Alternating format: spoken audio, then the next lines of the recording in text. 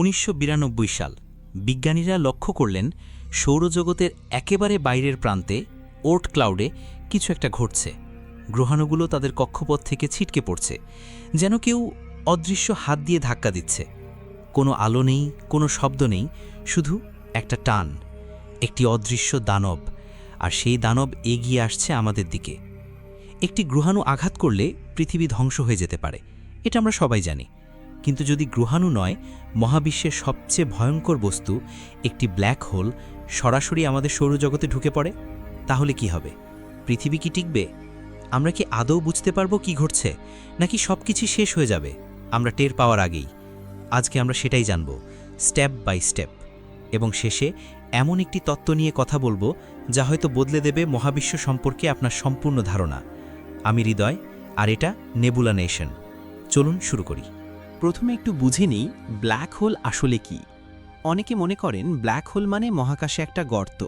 আসলে না, black hole হলো এমন একটি বস্তু যার মধ্যে এতটা পরিমাণ ভর বা মাস একটি ছোট্ট জায়গায় কেন্দ্রীভূত হয়ে গেছে যে তার মহাকর্ষ বল এতটাই শক্তিশালী, আলো সেখান থেকে পালাতে পারে না, আলো পর্যন্ত না। এখন ভাবুন, যদি এমন একটা বস্তু আমাদের সৌরজগতের দিকে আসে, প্রথম সংকেত পাবো আমরা নেপচুনের কাছ থেকে। নেপচুন সূর্য থেকে প্রায় ৪৫০ কোটি কিলোমিটার দূরে। ব্ল্যাক হোলটি যখন আমাদের সৌরজগতের বাইরের প্রান্তে ঢুকবে, নেপচুনের কক্ষপথ প্রথম অস্থির হয়ে পড়বে। বিজ্ঞানীরা টেলিস্কোপে দেখবেন নেপচুন তার স্বাভাবিক পথ ছেড়ে একটু একটু করে সরে যাচ্ছে। এটা হবে অনেকটা যেভাবে আপনি পানির মধ্যে একটা পাথর ফেললে তরঙ্গ তৈরি হয়, কিন্তু এখানে তরঙ্গ হবে মহাকর্ষ বলের। এই তরঙ্গ আসবে ধীরে ধীরে কিন্তু নিশ্চিতভাবে। এরপর ইউরেনাস, তারপর শনি, তারপর বৃহস্পতি।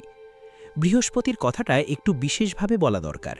বৃহস্পতি আমাদের সৌরজগতের রক্ষাকারী। এই গ্রহটি এতটাই বড় যে অনেক গ্রহাণু আর ধূমকেতু এর মহাকর্ষে আটকা পড়ে পৃথিবীতে আসার আগেই। কিন্তু ব্ল্যাক হোলের সামনে বৃহস্পতি কিছুই না। ব্ল্যাক হোল যখন কাছে আসবে, বৃহস্পতির কক্ষপথ প্রথমে দুলবে, তারপর সে সূর্যের কাছে চলে আসবে, অথবা সম্পূর্ণ বাইরে ছিটকে যাবে মহাকাশে। আমাদের সৌরজগতের সবচেয়ে বড় গ্রহটি হারিয়ে যাবে। এবং এই প্রক্রিয়াটি যদি ধীরে ধীরে ঘটে, মানুষ সেটা দেখতে পাবে। রাতের আকাশে হঠাৎ বৃহস্পতির অবস্থান বদলে যাচ্ছে। জ্যোতির্বিজ্ঞানীরা সতর্কতা দেবেন। তারপর শুরু হবে আসল আতঙ্ক, কিন্তু ততক্ষণে অনেক দেরি হয়ে গেছে। এবার আসি পৃথিবীর কথায়। ব্ল্যাক হোল যখন সৌরজগতের ভেতরে ঢুকে পড়বে, পৃথিবীতে যা ঘটবে সেটা ভয়াবহ। প্রথমত, জোয়ার ভাটার পরিবর্তন। চাঁদ আর সূর্যের মহাকর্ষের কারণে পৃথিবীতে জোয়ার ভাটা হয়, কিন্তু ব্ল্যাক হোলের মহাকর্ষ যখন যোগ হবে, সমুদ্রের পানি স্বাভাবিকের চেয়ে অনেক বেশি উপরে উঠবে। বিশাল বিশাল জলোচ্ছ্বাস উপকূলীয় অঞ্চল ডুবিয়ে দেবে। বাংলাদেশ, মালদ্বীপ, ইন্দোনেশিয়া উপকূলবর্তী দেশগুলো সবচেয়ে আগে ক্ষতিগ্রস্ত হবে। দ্বিতীয়ত, পৃথিবীর অক্ষের পরিবর্তন। পৃথিবী 23.5 ডিগ্রি কোণে হেলে ঘোরে। এই কোণের কারণে আমাদের ঋতু পরিবর্তন হয়। ব্ল্যাক হোলের মহাকর্ষ সেই কোণ বদলে দিতে পারে। তাহলে কি হবে? শীতের মরশুমে হয়তো প্রচণ্ড গরম পড়বে, গ্রীষ্মে বরফ, দিনরাত্রির দৈর্ঘ্য বদলে যাবে, ফসল ফলবে না, সমুদ্র স্রোত উল্টে যাবে। তৃতীয়ত, চাঁদ হারিয়ে যাবে। ব্ল্যাক হোলের টানে চাঁদ পৃথিবীর কক্ষপথ থেকে বের হয়ে যেতে পারে। আর চাঁদ না থাকলে পৃথিবী স্থিতিশীলতা হারাবে, অক্ষ পরিবর্তন হবে এলোমেলোভাবে, এবং পৃথিবীতে প্রাণের পক্ষে বেঁচে থাকা প্রায় অসম্ভব হয়ে পড়বে। কিন্তু এটা তো সাধারণ একটি নাক্ষত্রিক ব্ল্যাক হোলের কথা বললাম। যদি আসে টন 618, টন 618, এই নামটি হয়তো অনেকে শুনেছেন, কিন্তু এর আসল বিশালতা বোঝানো সত্যিই কঠিন। চলুন ধাপে ধাপে বুঝি। আমাদের সূর্য পৃথিবীর চেয়ে 13 লক্ষ গুণ বড়।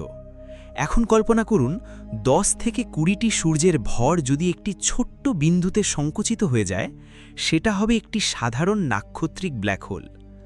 আমাদের ছায়াপথের কেন্দ্রে আছে স্যাজিটেরিয়াস এ নামের একটি সুপারম্যাসিভ ব্ল্যাক হোল, যার ভর আমাদের সূর্যের 40 লক্ষ গুণ। 40 লক্ষ গুণ বিশাল, তাই না? কিন্তু টন 618 এর ভর আমাদের সূর্যের 6600 কোটি গুণ। 6600 কোটি। এটাকে একটু অন্যভাবে বলি, টন 618-এর ইভেন্ট হরাইজন বা ঘটনা দিগন্তের ব্যাস হল প্রায় 1300 কোটি কিলোমিটার। আমাদের পুরো সৌরজগৎ সূর্য থেকে নেপচুন পর্যন্ত এর ব্যাস প্রায় 900 কোটি কিলোমিটার, অর্থাৎ টন 618-এর ঘটনা দিগন্ত আমাদের পুরো সৌরজগতের চেয়েও বড়। আমাদের সম্পূর্ণ সৌরজগৎ, সূর্য, পৃথিবী, বৃহস্পতি, শনি, নেপচুন সহ সব কিছু টন 618-এর মধ্যে এক নিমেষে হারিয়ে যাবে। কিভাবে? সেটা বুঝতে হলে জানতে হবে স্পেগেটিফিকেশন সম্পর্কে। স্পেগেটিফিকেশন নামটা মজার, কিন্তু প্রক্রিয়াটা ভয়াবহ। ধরুন আপনি ব্ল্যাক হোলের দিকে পা দিয়ে পড়ছেন। আপনার পায়ের কাছে মহাকর্ষ টান বেশি, কারণ পা ব্ল্যাক হোলের কাছে। আপনার মাথার কাছে মহাকর্ষ টান তুলনামূলক কম। এই পার্থক্যকে বলে টাইডাল ফোর্স বা জোয়ারীয় বল। এই বল আপনাকে উপর থেকে চেপে দেবে আর নিচ থেকে টেনে লম্বা করবে। ঠিক যেভাবে আপনি একটা রাবার ব্যান্ড টানলে সে লম্বা হয়ে যায়, আপনার শরীর ঠিক তেমনি লম্বা হতে থাকবে। প্রথমে অস্বস্তি, তারপর তীব্র ব্যথা, তারপর হাড়, মাংস সব আলাদা হয়ে যাবে, এবং শেষে আপনি পরিণত হবেন অ্যাটম আর সাবঅ্যাটমিক কণার একটি পাতলা স্রোতে, স্পেগেটির মতো, তাই নাম স্পেগেটিফিকেশন। এখন পৃথিবীর কথা ভাবুন। টন 618-এর কাছাকাছি গেলে পৃথিবীর এক পাশে মহাকর্ষ বল অনেক বেশি, অন্য পাশে কম। পৃথিবী আস্তে আস্তে লম্বা হতে শুরু করবে। ভূমিকম্প, আগ্নেয়গিরির বিস্ফোরণ, তারপর পৃথিবীর ভূত্বক ফেটে যাবে, গভীরে থাকা গলিত পাথর বেরিয়ে আসবে, এবং শেষমেশ পৃথিবী ভেঙে পড়বে। কিন্তু এই ধ্বংসের আগেই একটা প্রশ্ন মাথায় আসে, ব্ল্যাক হোল যা গেলে নেয় সেগুলো যায় কোথায়? এই প্রশ্নটাই বিজ্ঞানীদের ঘুম নষ্ট করেছে বছরের পর বছর ধরে। পদার্থবিজ্ঞানের একটি মৌলিক নিয়ম আছে, শক্তি এবং পদার্থ ধ্বংস হয় না, রূপান্তরিত হয়। তাহলে ব্ল্যাক হোলে যা কিছু পড়ছে তারা কি সত্যিই শেষ হয়ে যাচ্ছে? না, বিজ্ঞানীরা বলছেন না। এখানেই আসে হোয়াইট হোলের তত্ত্ব। হোয়াইট হোল কি? সহজভাবে বললে, ব্ল্যাক হোল যেখানে সব কিছু টেনে নেয়, হোয়াইট হোল সেখানে সব কিছু বাইরে ছুড়ে দেয়। ব্ল্যাক হোল হল একটি মহাজাগতিক ভ্যাকিউম ক্লিনার। হোয়াইট হোল হল সেই ক্লিনারের অন্য প্রান্ত, যেখানে সব ধুলো বের হয়। আইনস্টাইনের সাধারণ আপেক্ষিকতার তত্ত্ব মেনে চলে এই ধারণা। আইনস্টাইনের সমীকরণ ব্ল্যাক হোলের অস্তিত্বের পূর্বাভাস দিয়েছিল, এবং সেই একই সমীকরণ হোয়াইট হোলের অস্তিত্বকেও অনুমতি দেয়। কিন্তু তাহলে হোয়াইট হোল কোথায়? এখানেই আসে আইনস্টাইন-রোজেন ব্রিজের কথা, যেটাকে আমরা সাধারণত বলি ওয়ার্ম হোল। 1935 সালে অ্যালবার্ট আইনস্টাইন এবং ন্যাথান রোজেন প্রথম দেখান মহাকাশে দুটো ভিন্ন বিন্দু একটি সুড়ঙ্গের মাধ্যমে যুক্ত থাকতে পারে। এই সুড়ঙ্গটাই ওয়ার্ম হোল। তত্ত্ব বলছে ব্ল্যাক হোল হয়তো এমন একটি ওয়ার্ম হোলের এক প্রান্ত, আর হোয়াইট হোল হল সেই ওয়ার্ম হোলের অন্য প্রান্ত। মানে ব্ল্যাক হোল যা গিলে নেয় সেটাই সুড়ঙ্গ পার হয়ে অন্য কোথাও, অন্য কোনো হোয়াইট হোল দিয়ে বেরিয়ে আসে। কিন্তু অন্য কোথাও মানে ঠিক কোথায়? এখানেই আসে সবচেয়ে মাথা ঘোরানো সম্ভাবনা। প্যারালাল ইউনিভার্স, সমান্তরাল মহাবিশ্ব।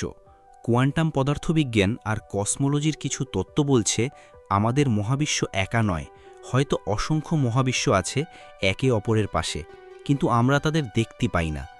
এই ধারণাকে বলে মাল্টিভার্স। এখন যদি black hole, worm hole, white হোলের তত্ত্ব সত্যি হয়, তাহলে কি এটা হতে পারে যে ব্ল্যাক হোল আমাদের মহাবিশ্ব থেকে পদার্থ নিয়ে অন্য একটি মহাবিশ্বে পাঠিয়ে দিচ্ছে, আর হয়তো অন্য কোনো মহাবিশ্বের ব্ল্যাক হোল থেকে আসা পদার্থ আমাদের মহাবিশ্বে হোয়াইট হোল দিয়ে ঢুকছে? এমনকি হয়তো এই মহাবিশ্ব নিজেই অন্য কোনো বিশাল ব্ল্যাক হোলের ভেতরে আছে। অনেক পদার্থবিদ এই কথা সত্যিই বলেছেন। লি স্মোলিন নামের একজন বিখ্যাত পদার্থবিদ প্রস্তাব করেছেন প্রতিটি ব্ল্যাক হোলের ভেতরে হয়তো একটি নতুন মহাবিশ্বের জন্ম হয়, বিবর্তনের মতো। নতুন মহাবিশ্ব, নতুন নিয়ম, নতুন পদার্থ। তার মানে কি আমাদের বিগ ব্যাং, অর্থাৎ যেভাবে আমাদের মহাবিশ্বের সৃষ্টি হয়েছে, সেটাও কি কোনো ব্ল্যাক হোলের ভেতনের ঘটনা? জানি এটা মাথা ঘোরানো কথা, কিন্তু এই মুহূর্তে বিজ্ঞান এই প্রশ্নগুলোর মুখোমুখি দাঁড়িয়ে আছে। তবে একটা কথা বলে রাখি, হোয়াইট হোল এখনও সম্পূর্ণ তাত্ত্বিক।